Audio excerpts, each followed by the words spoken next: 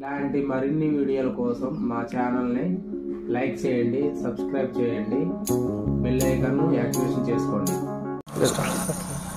రాబోయే ఎలక్షన్లో మన వైసీపీ పార్టీ తరఫున కేసీ నాని గారు, ఇప్పుడు వచ్చేసి టీడీపీ జనసేన బీజేపీ కూటమి తరఫున చిన్ని గారు, అంటే వాళ్ళ శివనాథ్ వాళ్ళ తమ్ముడు గారు పోటీ పడుతున్నారు. వీళ్ళిద్దరు ఎవరు గెలిచే అవకాశం ఉంది? ఆల్రెడీ కేసీ నాని 2 సార్లు గెలిచాడు. టీడీపీ గెలిచింది కాబట్టి ఎవరికి పడుతుంది కాబట్టి చిన్ని గారికి వెళ్తారు అంటారా? అన్న తమ్ముడికి వెళ్తారు అంటారా? ఎందుకని అంటారు మీరు? అంటే ఆయన కేసీ నాని నేను అభివృద్ధి చేశాను, ఫ్లైఓవర్ తెచ్చాను అంటుండగా ఆయన కూడా చూడాలనుకుంటున్నారు, తమ్ముడిని చూడాలనుకుంటున్నారు జనాలందరూ. మారిపోతే జరిగిద్ది అంటారు. అక్కడ తమ్ముడే గెలుతారు అంటారు. తమ్ముడు అయితే గెలుస్తుందని నమ్మకం ఉంది. ఈ తమ్ముడు మొన్న ఈ మధ్య రాజకీయాలు వచ్చాడు కండి, ఆయన ఫస్ట్ నుంచి ఉన్నాడుగా. టీడీపీ తరఫున పోటీ చేస్తున్నాడు కాబట్టి ఇక్కడ పొట్టు అంతా ఉంది కాబట్టి ఆయన గెలుస్తాడు. ఎంత మెజార్టీ రావచ్చు వీళ్ళిద్దరి మధ్య మామూలుగా ఆలోచన?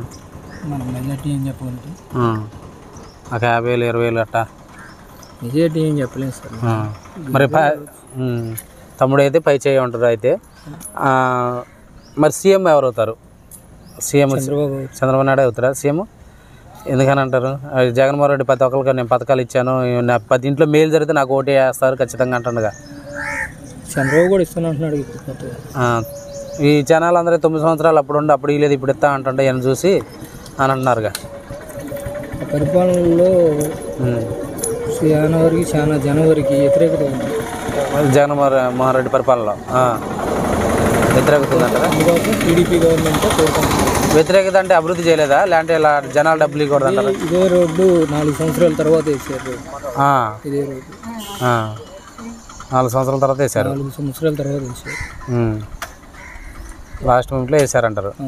ఎన్నికలు వస్తున్నాయి కాబట్టి వేసారు. లాంటి ఎయిర్ అంటారా? జగ్గపేటలో మార్పు జరిగిందండి. మరి ఖచ్చితంగా తాతయ్య గారికి వెళ్తారు జగ్గపేటలో ఖచ్చితంగా. పైన సీఎం చంద్రబాబు, ఇక్కడ జగ్గపేట వచ్చేసి తాతయ్య గారు.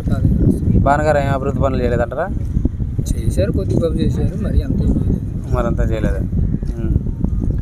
ఓకే అండి. ఇక పార్లమెంట్కి వచ్చేసి ఆడ ఇక్కడ. Okay sir, thank you.